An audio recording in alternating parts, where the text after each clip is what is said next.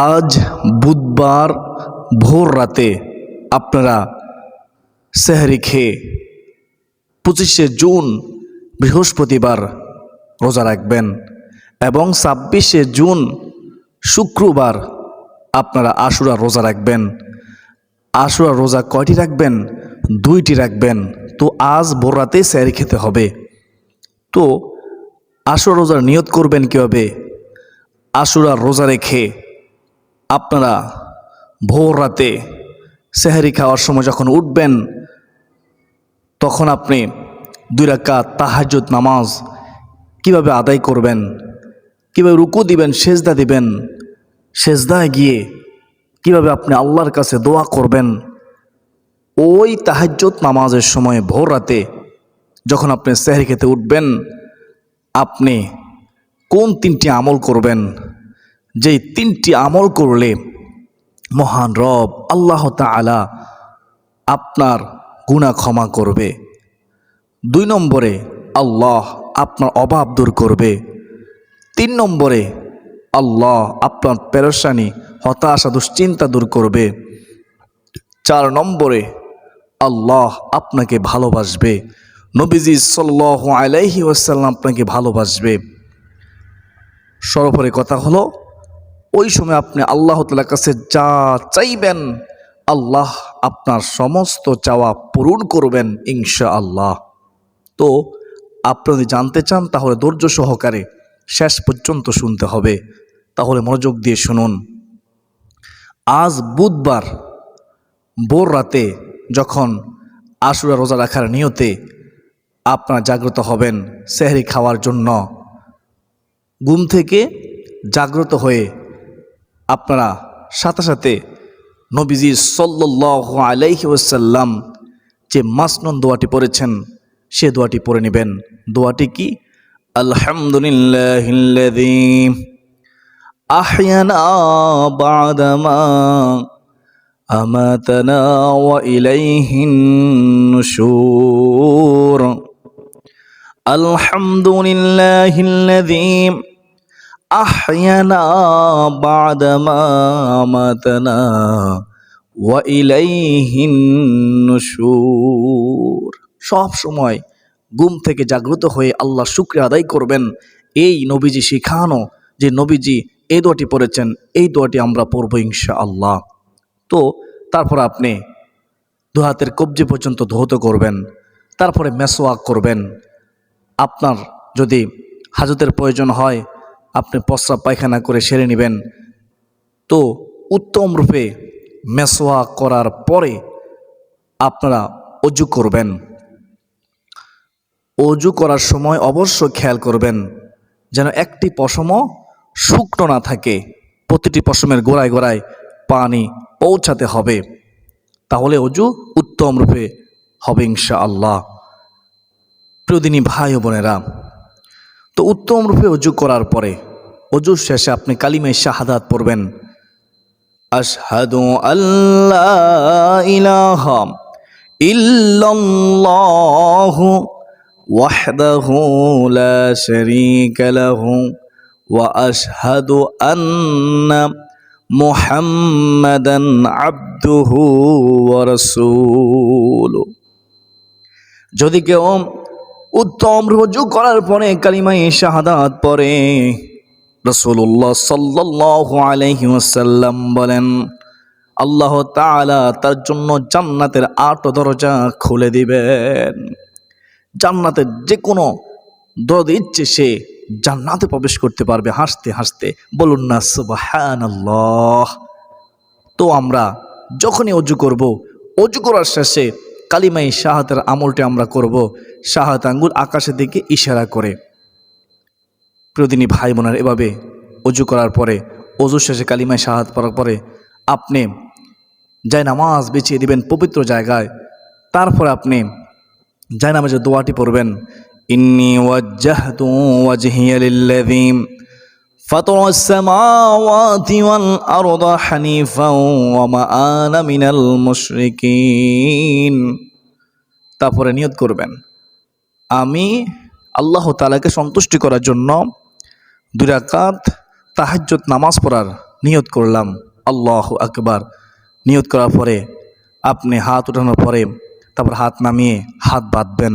হাত বাঁধার পরে সানা পড়বেন, সুবহানাকা আল্লাহুম্মা ওয়া বিহামদিকা ওয়া তাবারাকা ইসমুকা ওয়া তাআলা জাদ্দুকা ওয়া লা ইলাহা গায়রুক। সানা পড়ার পরে আউযু বিল্লাহ বিসমিল্লাহ সহকারে সূরাতুল ফাতিহা পড়বেন। তারপরে সূরাতুল ইখলাস 3 বার পড়বেন। তো তারপর আল্লাহু আকবার বলে রুকুতে যাবেন, রুকুর তাসবিহ পড়বেন। আল্লাহু আকবার রুকুতে যাওয়ার পর রুকুর তাসবিহ পড়ার পরে সামি আল্লাহু লিমান হামিদা বলে সোজা হয়ে দাঁড়াবেন।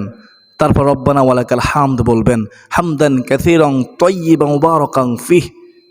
তারপরে আপনি আল্লাহু আকবার বলে সেজদায় যাবেন। সেজদায় গিয়ে সেজদার তাসবিহ পড়বেন, সুবহানা রাব্বিয়াল আ'লা, সুবহানা রাব্বিয়াল আ'লা, সুবহানা রাব্বিয়াল আ'লা। তারপরে সেজদার মধ্যে দোয়া করবেন, ইয়া জাল জালালি ওয়াল ইকরাম। ইসমে আযমের মাধ্যমে সেজদার মাধ্যমে আল্লাহর কাছে দোয়া করবেন, অবশ্যই আল্লাহ আপনাকে সাড়া দিবে। তো আল্লাহু আকবার বলে 2 সেজদার মাঝখানে সোজা হয়ে বসবেন। অনেকে সোজা হয়ে বসে না, এটা ওয়াজিব, অবশ্যই খেয়াল রাখবেন। তারপরে আল্লাহু আকবার বলে আবার আপনি সেজদায় যাবেন, সেজদার তাসবিহ পড়বেন, আবার সেজদার মধ্যে দোয়া করবেন। তো 1 রাকাত হয়ে গেল। তারপর আল্লাহু আকবার বলে আপনি সোজা হয়ে দাঁড়িয়ে আরও 1 রাকাত পড়বেন। প্রথম রাকাত যেভাবে পড়েছেন মনোযোগ সহকারে পড়বেন, খুশুর সাথে পড়বেন, আল্লাহকে খুশি করার জন্য পড়বেন। তো কমপক্ষে আজ ভোর রাতে আপনি যখন সেহরি খেতে উঠবেন 2 রাকাত হলেও তাহাজ্জুদ নামাজ পড়ার চেষ্টা করবেন।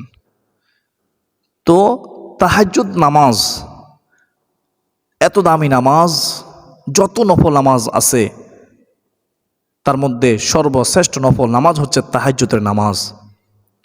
ওই সময়টা এত গুরুত্বপূর্ণ, এত মর্যাদা সম্পূর্ণ, একটু কষ্ট করে শুনেন, তারপরে বলে দেব 2 রাকাত তাহাজ্জুদ নামাজের পরে কোন দোয়া, কোন আমল, কোন তাসবিহ, কোন ইসমে আজমটি পড়বেন, কোন 3টি আমল করবেন, তারপর কীভাবে মুনাত করবেন শুনেন। প্রথমত তাহাজ্জুদ নামাজের গুরুত্ব। হাদিসে মুবারকার মধ্যে রয়েছে রাসূলুল্লাহ সাল্লাল্লাহু আলাইহি ওয়াসাল্লাম বলেন, আল্লাহ তাআলা ভোর রাতে তাহাজ্জুদ নামাজের সময়ে দুনিয়ার প্রথম আসমানে অবতরণ করেন। আল্লাহ দুনিয়ার নিকটবর্তী আসমানে এসে দুনিয়াবাসীকে ডাকতে থাকেন, ও আমার বান্দা বান্দিরা রে, কে আছো ক্ষমা প্রার্থী, আমার কাছে ক্ষমা চাও, আমি আল্লাহ তোমাদেরকে ক্ষমা করে দেব। সুবহানাল্লাহ। আল্লাহ ক্ষমা করার জন্য ডাকেন তাহাজ্জুদ নামাজের সময়। তো সুবর্ণ সুযোগ হাতছাড়া করবেন না। আমার নবী সাল্লাল্লাহু আলাইহি ওয়াসাল্লাম বলেন, তাহাজ্জুদ নামাজের সময় আল্লাহ রহমতের নজরে তাকিয়ে তাকিয়ে কুদরতিভাবে দুনিয়াবাসীকে ডাকতে থাকেন, কে আছো বিপদগ্রস্ত, আমার কাছে সাহায্য চাও, আমি তোমাদের বিপদ দূর করে দেব। সুবহানাল্লাহ। আল্লাহ বলেন, ও দুনিয়াবাসী কে আছো হতাশাগ্রস্ত, দুশ্চিন্তাগ্রস্ত, আমার কাছে সাহায্য চাও, আমি তোমাদের হতাশা দুশ্চিন্তা দূর করে দেব। সুবহানাল্লাহ, সুবহানাল্লাহ। কে আছো দোয়া প্রার্থী, আমার কাছে দোয়া করো, আমি তোমাদের দোয়া কবুল করব। এভাবে রহমাতুল আলামিন নবীজি রাসূলুল্লাহ সাল্লাল্লাহু আলাইহি ওয়াসাল্লাম বলেন, আল্লাহ তাআলা দুনিয়াবাসীকে ডাকতে থাকেন ফজর পর্যন্ত।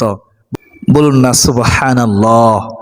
তো আশা করি সকলে বুঝতে পেরেছেন আমি কেন আপনাদেরকে ভোর রাতে জাগ্রত হয়ে 2 রাকাত তাহাজ্জুদ নামাজ পড়ার কথা বলতেছি। তো এখন শুনুন কোন 3টি আমল করবেন। তাহাজ্জুদ নামাজ পড়ার পরে আপনি আস্তাগফিরুল্লাহ, আস্তাগফিরুল্লাহ, আস্তাগফিরুল্লাহ 100 বার পড়বেন। আস্তাগফিরুল্লাহ পড়লে আল্লাহ তাআলা ওয়াদা করেছেন ক্ষমা করে দিবেন। আস্তাগফিরুল্লাহ পড়লে আল্লাহ ওয়াদা করেছেন আপনার হতাশা দুশ্চিন্তা দূর করে দেবে। কতই না দামি আমল। আস্তাগফিরুল্লাহ সম্পর্কে আল্লাহ ওয়াদা করেছেন সন্তানের প্রয়োজন হলে সলিহ নেককার সন্তান দিবেন। সুবহানাল্লাহ। আস্তাগফিরুল্লাহ আমল এত দামি আমল, আল্লাহ ওয়াদা করেছেন আপনাকে সম্পদ দিয়ে, রিজিক দিয়ে শক্তিশালী করবে, সমৃদ্ধিশালী করবে। সুবহানাল্লাহ। বৃষ্টির প্রয়োজন হলে উপকারী বৃষ্টি দিবেন। সুবহানাল্লাহ। আপনাকে জান্নাত দিবেন, আপনার জন্য নদী নালা প্রবাহিত করবেন। সুবহানাল্লাহ। এমন উচ্চ থেকে রিজিক আসবে আপনি কখনো কল্পনা করতে পারবেন না, এমনটা হাদিসের মধ্যে রয়েছে। তো আমরা ইস্তিগফার সম্পর্কে সেদিকে যাচ্ছি না। আমার বিশ্বাস আপনারা জানেন, বুঝেন ইস্তিগফারের যে কি ফজিলত, ইস্তিগফারের মধ্যে সকল সমস্যার সমাধান রয়েছে। তো ইস্তিগফার পড়বেন জীবনের শেষ তওবা ইস্তিগফার মনে করে, আস্তাগফিরুল্লাহ আস্তাগফিরুল্লাহ আস্তাগফিরুল্লাহ আস্তাগফিরুল্লাহ আস্তাগফিরুল্লাহ। কতবার পড়বেন? 100 বার পড়বেন। তারপর 2 নম্বর আমল হচ্ছে দুরুদের আমল। আপনারা দুরুদ শরীফ কতবার পড়বেন? 100 বার পড়বেন। যদি দুরুদ ইব্রাহিম পড়েন তাহলে 3 বার পড়লেই হবে। আর যদি ছোট্ট দুরূদ শরীফটি পড়েন সাল্লাল্লাহু আলাইহি ওয়াসাল্লাম, তাহলে 100 বার পড়বেন। দুরুদ ইব্রাহিম হচ্ছে শ্রেষ্ঠ দুরুদ, নামাজের শেষ বৈঠকে আমরা পড়ে থাকি, উত্তম দুরুদ। আল্লাহুম্মা সাল্লি আলা মুহাম্মাদিন ওয়া আলা আলি মুহাম্মাদ কামা সাল্লাইতা আলা ইব্রাহিম ওয়া আলা আলি ইব্রাহিম ইন্নাকা হামিদুম মাজিদ। আল্লাহুম্মা বারিক আলা মুহাম্মাদিন ওয়া আলা আলি মুহাম্মাদ কামা বারাকতা আলা ইব্রাহিম ওয়া আলা আলি ইব্রাহিম ইন্নাকা হামিদুম মাজিদ। আশা করি সকলে বুঝতে পেরেছেন। দুরূদ ইব্রাহিম পড়লে 3 বার পড়বেন, আর ছোট্ট দুরূদ শরীফটি পড়লে 100 বার পড়বেন। তারপর 3 নম্বর দোয়াটি হচ্ছে ইসমে আজম, সেটা হচ্ছে আল্লাহুম্মা ইন্নী আসআলুকা বিআন্নী আশহাদু আন্নাকা আনতাল্লাহু লা ইলাহা ইল্লা আনতাল আহাদুস সামাদুল্লাযী লাম ইয়ালিদ ওয়া লাম ইউলাদ ওয়া লাম ইয়াকুল লাহু কুফুয়ান আহাদ। এটি হচ্ছে ইসমে আজম। আল্লাহর কসম করে নবীজি সাল্লাল্লাহু আলাইহি ওয়াসাল্লাম বলেছেন, নিশ্চিত এই ইসমে আজমের মাধ্যমে দোয়া করলে আল্লাহ দোয়া কবুল করবেন। বলুন না সুবহানাল্লাহ। আল্লাহুম্মা ইন্নী আসআলুকা বিআন্নী আশহাদু আন্নাকা আনতাল্লাহু লা ইলাহা ইল্লা আনতাল আহাদুস সামাদুল্লাযী লাম ইয়ালিদ ওয়া লাম ইউলাদ ওয়া লাম ইয়াকুল লাহু কুফুয়ান আহাদ। আরেকবার বলতেছি, খেয়াল করে শুনেন, পারবেন, সহজ। আল্লাহুম্মা ইন্নী আসআলুকা বিআন্নী আশহাদু আন্নাকা আনতাল্লাহু লা ইলাহা ইল্লা আনতাল আহাদুস সামাদুল্লাযী লাম ইয়ালিদ ওয়া লাম ইউলাদ ওয়া লাম ইয়াকুল লাহু কুফুয়ান আহাদ। এভাবে আপনারা আজ বুধবার ভোররাতে সেহরি খেতে উঠে 2 রাকাত তাহাজ্জুদ নামাজ পড়ে এই 3টি আমল করে তারপর 2 হাত তুলে আল্লাহর কাছে দোয়া করবেন। আল্লাহ তাআলার কাছে বলবেন, আল্লাহ, তাহাজ্জুদ নামাজ আদায় করেছি, দুরূদ শরীফ পড়েছি, ইস্তেগফার করেছি, ইসমে আজম পড়েছি, ভোররাতে সেহরির সময় দোয়া কবুল হয় তোমার বন্ধু বলেছে গো আল্লাহ। আল্লাহ গো, তুমি তো ক্ষমা করার জন্য এই মুহূর্তে ডাকতেছ। আল্লাহ, তুমি তো বিপদ থেকে মুক্তি করার জন্য এই সময় ডাকতেছ। আল্লাহ, তুমি দোয়া কবুল করার জন্য এই সময় নিজেই আমাদেরকে ডাকতেছ। আল্লাহ, আমাদেরকে তুমি খালি হাতে ফিরাইয়া দিও না। আমাদের সকল সমস্যার সমাধান করে দাও, আমাদের রিজিকে বরকত দাও, হায়াতে বরকত দাও, অসুস্থতা দূর করো, বিপদ আপদ দূর করো। এভাবে মন পাউজার করে ওই সময় চাইবেন আল্লাহর কাছে। তো তারপরে ভোরাতে আপনি সেহরি খেয়ে নেবেন। সেহরি খাওয়া হচ্ছে আমার নবীর আদর্শ সুন্নাহ। সেহরির মধ্যে রয়েছে কল্যাণ, সেহরির মধ্যে রয়েছে বরকত। সেহরি খাওয়া হচ্ছে কি সুন্নত। সেহরি না খেলেও রোজা হবে, তবে সেহরির মধ্যে তো কল্যাণ রয়েছে, বরকত রয়েছে। সেহরি খাওয়া যেহেতু আমার নবীর আদর্শ, এই জন্য আমরা সেহরি গ্রহণ করব।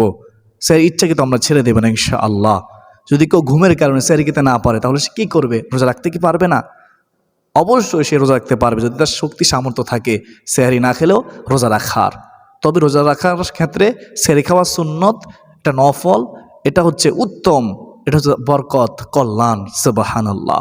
আল্লাহ তাআলা আমাদের সবাইকে আশুরার 2টি নফল রোজা রাখার, ভোরাতে যখন সেহরি খাবো উত্তম রুজু 2 রাকাত তাহাজ্জুদ নামাজ পড়ার, জিকির করার, তওবা ইস্তিগফার পড়া, দুরূদ শরীফ পড়ার, ইসমে আজম পড়ে দুহাত তুলে ওই দোয়া কবুলের সময় দোয়া করার তৌফিক দান করুন। সকলে বলি আল্লাহুম্মা আমিন। আজ এ পর্যন্তই, সকলে সুস্বাস্থ্য কামনা করে বিদায় নিচ্ছি। ওয়া মা আলাইনা ইল্লাল বালাগ। আসসালামু আলাইকুম রহমতুল্লাহি ওয়া বারাকাতুহু।